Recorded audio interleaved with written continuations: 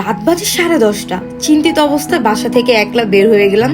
গন্তব্য হচ্ছে যাব পল্লবী। হ্যালো এভরিওয়ান, কিছুদিন আগে আমি বলেছিলাম আমার বোন অনেক অসুস্থ, মানে আপু ছিল প্রেগনেন্ট।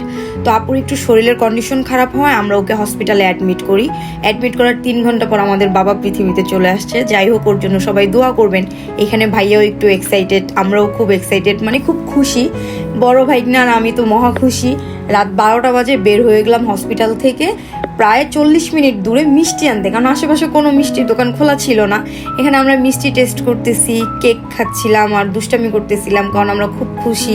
হসপিটালে এসে সবাইকে মিষ্টি দিলাম আর দুলাভাইকে বলতেছিলাম ভাইয়া আমার তরফ থেকে মিষ্টি খান, যদিও টাকাটা ভাইয়া দিছে, তো ও ভাইয়া হাসতেছিল।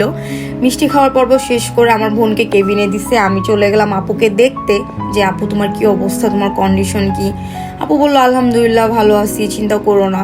সকালবেলা ভাইগনার জন্য সব জিনিসপত্র রেডি করতেছিলাম, কারণ ওকে আমি কোলে নিব।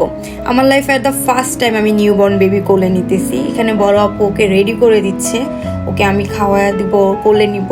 এটার জন্য আমি আরও এক্সাইটেড।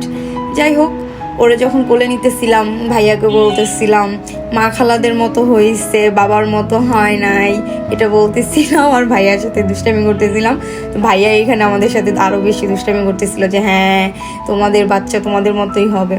যাই হোক, ওর জন্য সবাই দোয়া করবেন, ও যত সুস্থ থাকে, ভালো থাকে।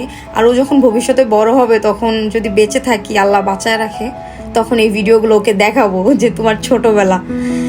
এই তো টুকটুক করে ওরে নিয়ে বাসায় চলে আসলাম। সবাই ওর জন্য দোয়া করবেন। আল্লাহ হাফেজ।